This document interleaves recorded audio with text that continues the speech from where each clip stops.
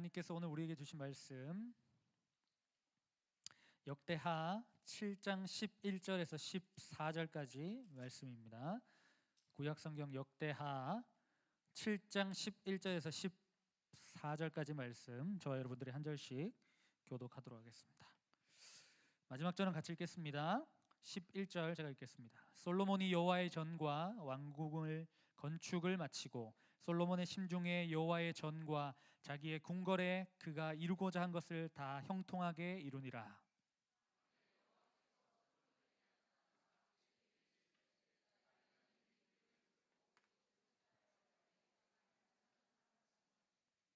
혹 내가 하늘을 닫고 비를 내리지 아니하거나 혹 메뚜기들에게 토산을 먹게 하거나 혹 전염병이 내 백성 가운데 유행하게 할 때에 내 힘으로 일컫는 내 백성이 그들의 악한 길에서 떠나 스스로 낮추며 기도하여 내 얼굴을 찾으면 내가 하늘에서 듣고 그들의 죄를 사하고 그들의 땅을 고칠지라. 아멘. 네, 여러분 한 주 동안 잘 보내셨죠? 네, 벌써 11월 달이 되었습니다. 이제 2달 남았네요. 우리 고3들은 여러분들이 꿈에 그리던 청년이 되고, 우리 중학교 1학년 친구들은 그렇게 소원하던 동생들이 이렇게 들어오게 되네요. 시간이 참 빠릅니다. 목사님도 나이를 먹고 우리가 날이 갈수록 하루하루 시간이 흐를수록 우리가 더욱더 성숙하고 또 우리를 창조하신 분이 하나님이시구나를 살아가면서 우리 연륜이 더해가면서 깨달을 수 있는 우리가 되었으면 좋겠고, 그 가을이 되었으면 좋겠습니다.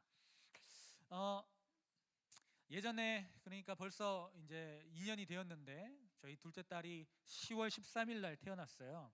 그리고 이제 거의 한 달 만에 첫째 같은 경우에는 태어나고 한 3일 정도에 이제 황달이 나서, 그때 제가 남양주에 살았는데 119 이거 위용을 타고 아산병원까지, 그러니까 거의 뭐 1시간 정도 이걸 타고 이렇게 최연소, 아마 최연소까지는 아닐 수도 있어도 그 동네 최연소 이 119 탑승 뭐 이 느낌이었던 것 같아요. 그래서 황달이란 것은 이제 이쪽에 노래지는 거죠. 간에 문제가 있어서. 그래서 이렇게 좀 고생한 적이 있었는데, 둘째 같은 경우에는 이제 신장에 약간 문제가 있어서 태어날 때부터 입원을 한 3번 정도 했던 것 같습니다. 여러분, 그 아기 같은 경우에는 이렇게 이 핏줄이 잘 안 보이기 때문에 손에 이걸 딱 끼거든요.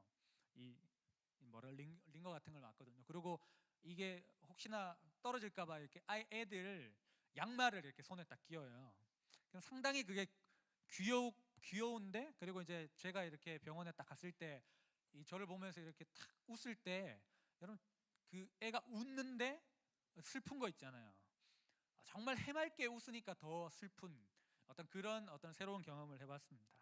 그래서 이쪽에 가면 이제 우리 대학병원이 하나 있는데, 거기 6층이 아마 제 기억에 소아병동으로 알고 있는데, 제가 그쪽에 엘리베이터 문이 딱 열리는 순간 깜짝 놀랐어요. 왜냐하면 진짜 이 안산에 이렇게 아픈 아이들이 많구나. 그것도 그냥 여러 중학생, 초등학생도 아니고 거의 이제 학교 들어가기 전 애들, 수많은 아이들이 이렇게 막 찡찡거리고 울고, 옆에 혼자 못 있으니까 엄마 이렇게 달고 휠체어라네요. 하여튼 그걸 타고 이렇게 가는 걸 보니까 진짜 마음이 아프더라고요. 근데 딱 정면에 보니까 이렇게 창구가 있고 간호사 언니들이 딱 이렇게 눈이 백의 천사들. 간호사들은 항상 누나들이나 언니들이죠. 군인이 아저씨인 것처럼 그 간호사 선생님들이 계신데 갑자기 그런 마음이 들었어요. 와, 이분들은 이렇게 어린아이들이 아픈 거를 매일 보면 얼마나 마음이 아플까? 야, 어떻게 살까? 나는 가슴이 찢어질 것 같은데, 이런 그 생각이 문득 드는 거예요. 그런데 그분들의 표정을 보면 그렇게 가슴이 찢어지는 느낌은 잘 안 들더라고요. 초짜 그 간호사들이나 처음 온 사람들은 약간 그러고, 주사 바늘 처음 넣을 때도 이렇게 막 벌벌 떠는데, 나중 돼서는 뭐 이렇게 막 이렇게 막 찌르는 건 아니지만 이렇게 처음에는 아저씨들 이렇게 엉덩이 살짝 내리는 것도 힘들어하는데, 막 이제는 막 이제 할머니들처럼 막 이렇게 잘 찌르는 그런 게 되는 거죠. 익숙해지다 보면 그게 마음이 무뎌지는 것 같아요. 그때 하나님께서 저에게 이런 마음을 주시는 것 같았어요. 이 교회도 마찬가지다. 병원은 몸이 아파서 사람들이 오지만 교회에 나오는 사람들은 마음이 아픈데, 너는 매일 교회를 출근하는데 그들을 향한 긍휼의 마음이 있는가? 저도 스스로에게 질문했죠. 이 사람들이 그냥 이렇게 막 돌아다니고 열심히 이렇게 사역도 하고 일도 하고 예배도 드리는데, 여기 여러분도 마찬가지예요. 그냥 이렇게 아무렇지 않게 이렇게 앉아 있는데 저 사람들이 인생을 얼마나 힘들게 사는지 아니? 그리고 그들을 향한 너의 마음은 어떠니? 그런 마음을 주시는 것 같더라고요. 생각해 보면 저도 어쩌면 무뎌진 마음으로 그렇게 살고 있다라는 생각이 들었을 때 참 부끄러운 마음이 들었습니다. 제 머리를 이렇게 팍 때리는 것 같았어요. 그런데 그 생각이 그렇게 이렇게 오래 가지 않더라고요. 계속 리마인드 하지 않으면, 이 리마인드라는 게 참 웃긴데, 우리는 하나님 앞에 이렇게 마주해서 기도하지 않으면 나의 어떤 사명과 부르심에 대해서 다시 한번 오늘도 이것을 나를 하나님께서 부르셨구나라는 것을 생각하지 않으면 또다시 이렇게 무뎌지더라고요. 제가 몇 번 이렇게 말씀드렸지만, 여러분들이 진짜 간절히 원하는 어떤 회사에 입사를 하는데 매일 그렇게 이렇게 나는 우리나라 최고의 기업에 다니고 있다, 오늘도 하루도 화이팅, 너무 좋다, 우리 또라이 부장님도 너무 좋다, 우리 저 옆에 같이 일하는 사람 맨날 내한테 일 다 떠넘기고 자기는 이렇게 사우나 가고 노는데 그래도 그 사람 볼 때마다 너무 좋다, 이렇게 하는 사람은 사실 많지 않을 거예요. 그곳에 딱 들어가면 상황이 보이고 현실이 보이고 힘들다, 그만두고 싶다, 이런 마음들 들지 않겠습니까? 저도 어쩌면 여러분들을 이렇게 자주 마주합니다. 그리고 내가 건강하지 않다라는 것을 어떻게 이렇게 재냐면, 척도하냐면, 여러분들이 여러분 그냥 청소년 같은 그 대답, 청소년 같은 표정, 청소년 같은 어떤 삶을 살아갈 때, 내가 목사님이 좀 기분이 안 좋아지면 문제가 있는 거고, 긍휼히 여기는 느낌이 들면 괜찮은 거예요. 내가 건강한 거예요. 여러분들은 그냥 여러분대로 사는 거예요. 그거를 갑자기 여러분들 오늘부터 열심히 공부를 하겠다, 목사님 열심히 예배하겠습니다, 하나님이 나와 함께 하시는 것 같아요, 저 진짜 정말 멋진 신앙생활 할게요, 목사님 설교하시는데 너무 힘들죠, 정말 목사님 볼 때마다 제가 기도가 넘치고요, 우리 선생님들 진짜 우리 아이들 위해서 열심히 수고하고 준비하시고 볼 때마다 이렇게 맛있는 거 사주시고 이런 모습 보면서 제가 눈물이 납니다. 제가 선생님을 위해서, 우리 목사님을 위해서 계속 기도하고 있습니다, 이렇게 이야기한 아이들이 살짝 비정상인 거지, 여러분들처럼 이렇게 대답해도 이렇게 별로 이렇게 아무렇지 않은 것처럼 대답도 쉽고 문자도 안 하고 이런 건 그냥 자연스러운 거잖아요. 여러분들이 일주일 살아가면서 이렇게 무슨 문제가 있거나 어렵거나 여러 가지 상황 속에서 그런 결과나 반응이 나타나는 것이지, 사실 여러분 가슴에 손을 얹고 여러분 괜찮은 사람들이죠. 내가 속고 살아오고 있나 지금 2년째? 그런 거 아니잖아요. 그런데 그런 여러분들의 모습을 보고 목사님이 빈정이 상하거나 기분이 좀 안 좋거나 그러려면 내가 좀 문제가 있구나, 이런 생각들을 많이 해요. 근데 이제 그 6학년들이 그러면 좀 그렇고, 6학년 고3들이 아니에요. 중1하고 고3하고는 좀 다르겠죠. 약간 이렇게 어떤 기대치가 있으니까. 하여튼 그러나 전체적으로 봤을 때 약간 그렇습니다. 그런데 요즘을 생각해 보면 목사님이 그렇게 건강하지 않다라는 생각이 조금 약간 들긴 하더라고요. 참 일도 많고 이렇게 처리해야 될 문제들도 많고, 요즘에 제가 어떤 생각이냐면 새벽기도 끝나고 일해야 되겠다 생각 들고요, 집에 가서 애들 재우고 빨리 일해야 되겠다라는 생각이 들고요, 계속 이렇게 숨을 잘 못 쉬는 것 같아요. 그래서 지난주 금요일 날은 한번 저쪽에 그 호수공원이나 이런 데 가서 이렇게 심호흡이라도 좀 하고 와야 되는 거 아닌가, 일을 잠깐 멈추고, 그런 생각이 들 정도로 이렇게 참 뭔가 쫓긴다는 생각이 들었어요. 그런데 사실 여러분도 그렇지 않습니까? 시험 끝나면 또 시험이 오고, 한 친구와의 관계가 틀어졌다가 좀 회복이 되면 또 다른 친구들이 문제가 생기고, 부모님들하고 관계가 틀어지고, 참 내가 누군가를 그냥 함부로 판단하기에 참 쉽지 않은 세상이다라는 생각이 들어요. 그런데 이제 그러다 보니까 목사님이 참 숨을 못 쉬겠으니까 갑자기 그 책 제목이 생각나는 거예요. 그 책 아세요 혹시? 나는 까칠하게 살기로 했다. 그래서 좀 까칠하게 며칠을 살아봤는데 컨셉이 안 맞더라고요. 그래서 다시 돌아왔습니다. 그냥 송충이는 솔잎을 먹고 나는 그냥 이렇게 하나님께서 나에게 주신 스타일대로 살아야 되겠다라는 생각을 했습니다. 여러분 요즘에 좀 어떠십니까? 오늘이 며칠이죠?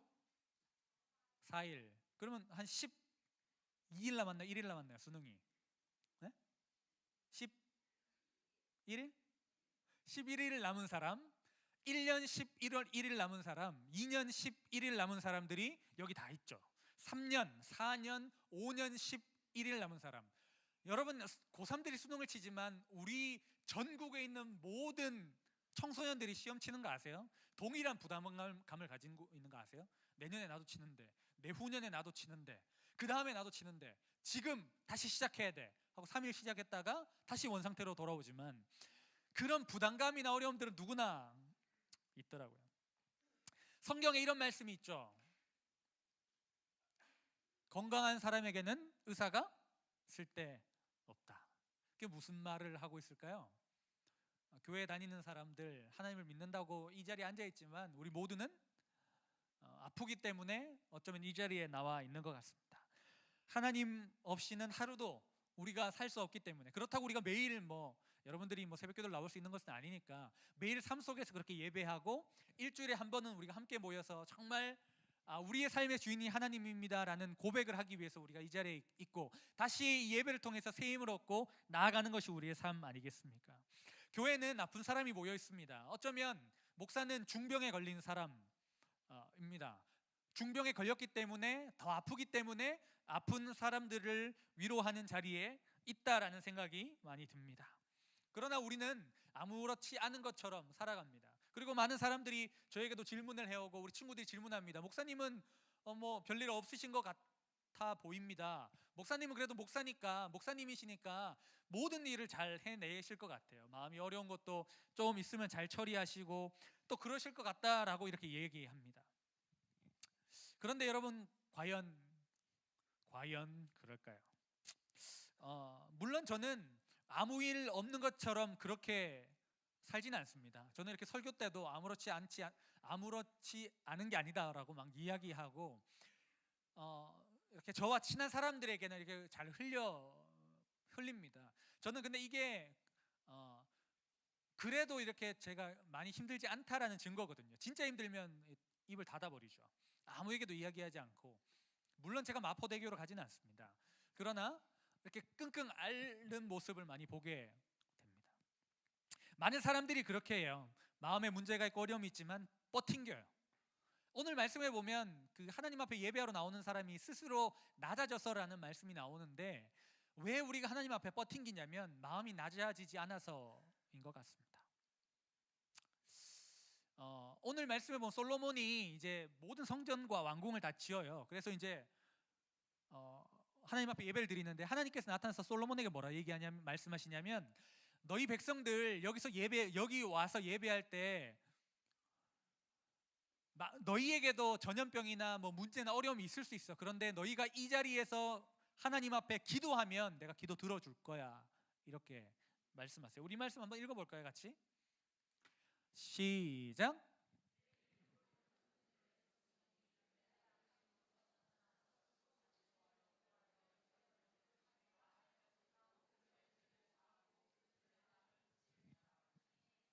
아멘.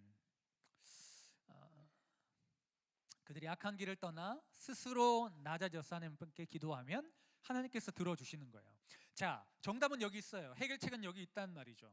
하나님을 예배하는 이 예배당에서, 하나님을 높이는 이 공간에서 우리가 하나님께 스스로 낮아져서 기도하면 하나님께서 우리의 기도를 들어주신다고 말하고 있거든요. 그런데 우리는 기도하지 못하는 거죠. 기껏 해봤자 여러분 이 자리에 끌려 앉아 있는 거죠. 어떤 사람은 와서 시작하자마자 이렇게 누워 자요. 여기 있으면 여러분 다 보이죠. 그런데 제가 제가 깨어 있을 때는 괜찮고요. 좀 다운돼 있으면 기분이 나쁠 때도 사실 솔직히 있습니다. 그건 사실이죠. 뭐 어쩌겠어요. 그러나 목사님도 마음이 낮아져 있을 때는 그게 그렇게 어렵지 않습니다. 그리고 그 사실 여러분 중에 예배하는 사람 진짜 많거든요. 그러니까 예배자들이 보이잖아요. 여러분들의 그 초롱초롱한 눈빛이 사실은 보이거든요. 아, 내가 이 눈빛보다 이렇게 자는 애들의 눈빛이 보인다는 것은 내가 좀 이렇게 문제가 있다. 뭐 여러 가지 그런 생각들이 사실 이 설교의 자리도 그냥 이렇게 하는 것 같지만 그 수많은 감정들의 어떤 공존 속에 그럼에도 불구하고 하나님의 말씀을 선포하는 거거든요. 그러니까 여러분의 삶도 마찬가지 아닙니까? 낙심할 수 있는 충분한 조건들이 많이 있어요. 그래서 여러분, 그러나 그것을 끝까지 버팅기고 마음이 높아져서 나는 괜찮아, 나는 괜찮아, 나는 괜찮아, 나는 괜찮은데 이렇게 하는 사람이 있고, 정말 마음이 낮아져서 하나님 앞에 나오면 그냥 하나님이 내 앞에 계시고 하나님이 내 기도를 들으시고 하나님이 내 예배를 받으신다는 생각이 들면 마음이 낮아지면 어떻게 되는지 아세요? 우리 마음이 무너져 내려요. 무너져 내린다는 것은 내가 초라해진다는 것이 아니라 다시 세워지기 위한 준비를 하는 거예요. 뭔지 아세요? 여러분, 남자들은 강요받죠. 울면 안 돼요. 근데 그래서 사람들이 많이 진짜 무너지는 거 아세요? 병원을 찾는 거 아세요? 그런데 하나님 앞에 우리가 마음이 무너지면 하나님이 우리에게 말을 걸어오세요. 여러분, 이제 예배는 그런 곳인 것 같아요. 저는 예배는 우는 장소라고 생각합니다. 우리의 마음을 철저하게 낮추고 하나님 앞에 나의 죄를 고백하는 시간, 이 나라와 이 민족의 수많은 죄악을 보면서, 여러분 하루에 한 건씩 살인사건이 일어나잖아요. 여러분 무섭지 않습니까? 이 나라가 여러분 한 사람 한 사람이 상했기 때문에 나라가 상한 거지, 한 사람 한 사람이 행복한데 이 나라가 이렇게 되지는 않습니다. 여러분이라고 똑같습니까? 저라고 똑같을까요? 우리의 마음은 다 무너져 있습니다. 상해 있습니다. 그런데 우리가 그 하나님 앞에 나와 다시 일어서지 않으면, 그 무너진 마음 그대로 또다시 세상에 나가면 우리가 절망밖에 더 하겠습니까? 여러분, 예배를 통해 여러분 마음이 무너지길 원합니다. 예배를 통해 우리와 함께 하시는 그 하나님 앞에 우리의 모든 죄를 쏟아붓는 거예요. 우리의 모든 마음의 어려움을 쏟아붓는 거예요. 주님 앞에 그냥 우는 거예요.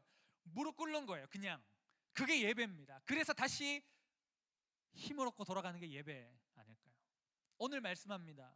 너희가 기도하면, 너희가 스스로 낮아지면, 너희가 이 땅을 바라보며 울면 하나님께서 너희 죄악을 사하시며 이 땅을 고치시리라.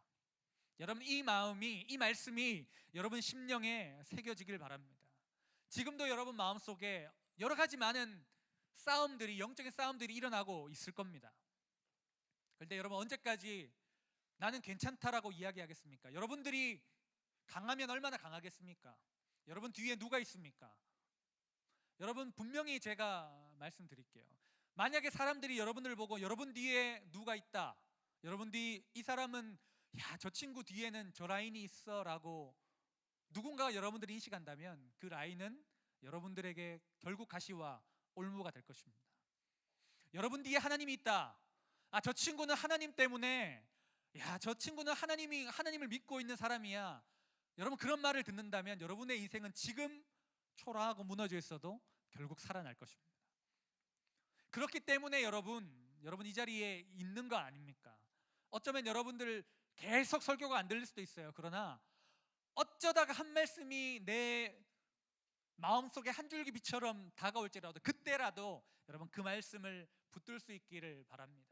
세례 요한이, 저는 그렇게 생각했어요. 말라기에 보면 광야에서 외치는 소리가 있을 거라고 세례 요한에 대한 예언의 말씀이 나와 있어요. 근데 저는 그렇게만 상상했거든요. 아, 이것은 세례 요한을 예언하는 거다. 그리고 세례 요한이 그렇게 광야에 외치는 소리가 되어서 신약 시대에 보면 진짜 광야에 외치잖아요. 회개하라 천국이 가까웠느니라 하면서 광야에서 막 외치잖아요. 그래서 저는 그게 그냥 세례 요한의 예언이라고만 생각했어요. 그런데 여러분 그거 아세요? 세례 요한이 그 말라기에 하나님의 말씀을 붙든 거 아세요? 하나님께서 주신 그 말씀을 붙잡고 그가 그렇게 산 거예요. 그게 그의 예언이고 그게 성취된 것이 아니라 하나님께서 말씀하신 그 말씀을 붙잡고 그대로 살았더니 세례 요한이 된 거라고요. 하나님께서 오늘 여러분들에게 말씀하는 것을 붙잡으면 그게 여러분들의 능력이 돼서, 그게 여러분들의 사명이 돼서 그대로 살아갈 때 여러분들에게 능력이 나타나는 거예요.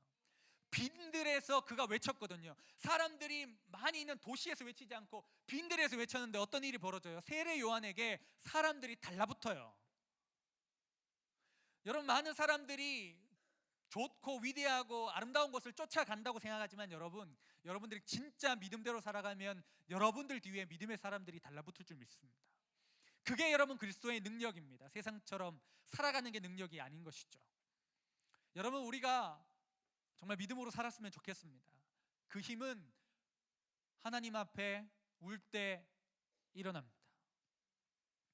저도 그래서 마음을 고쳐 먹어야 돼요. 새벽 기도 끝나고 일하는 게 아니라 새벽 기도 때 일하는 거예요.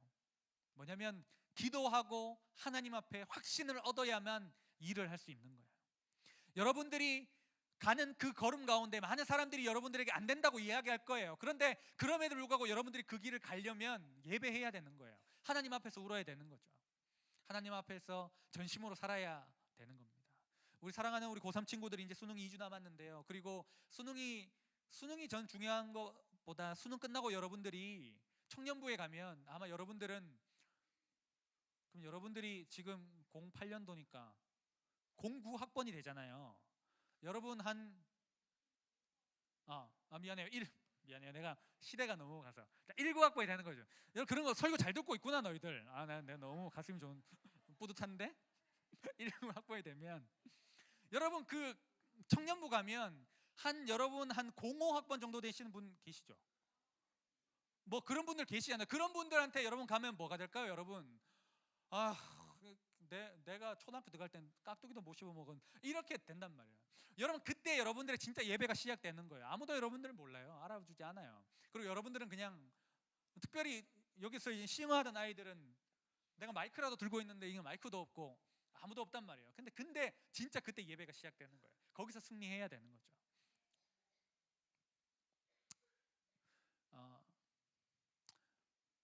하나님이 여러분들과 함께 하십니다. 그런데 이것을 여러분 매일매일 삶으로 체득하는 삶을 살아갔으면 좋겠습니다. 기도하는 삶, 정말 예배 가운데 하나님을 만나는 삶, 여러분 꼭 살아가십시오. 그래서 여러분들을 통해서 정말 하나님의 그 나라가 이 땅 가운데 왔으면 좋겠어요. 뜻이 하늘에서 이루어진 것 같이 땅에서도 이루어지게 하는. 여러분, 기도할 때 내가 내 삶을 인도하는 게 아니라 하나님이 내 삶을 인도하셨구나라는 것을 여러분 분명히 깨닫게 될 것입니다. 우리 고3뿐만 아니라 우리 모든 친구들 동일하다고 믿습니다. 여러분, 이제 2018년이 이제 마무리되어 가는데 여러분 지금 다시 작심삼일 시작합시다. 2019년 시작해서 하면 또다시 실망할 수 있으니까요. 지금부터 시작하면 좋을 것 같아요.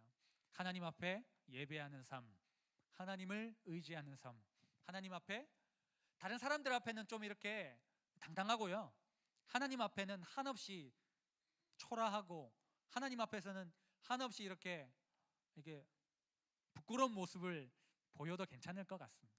우리 하나님은 여러분들을 창조하신 아버지시기 때문입니다. 그 안정감과 그 위로를 매일매일 경험하는 우리 모든 청소년부 친구들 되기를 간절히 바랍니다. 아멘.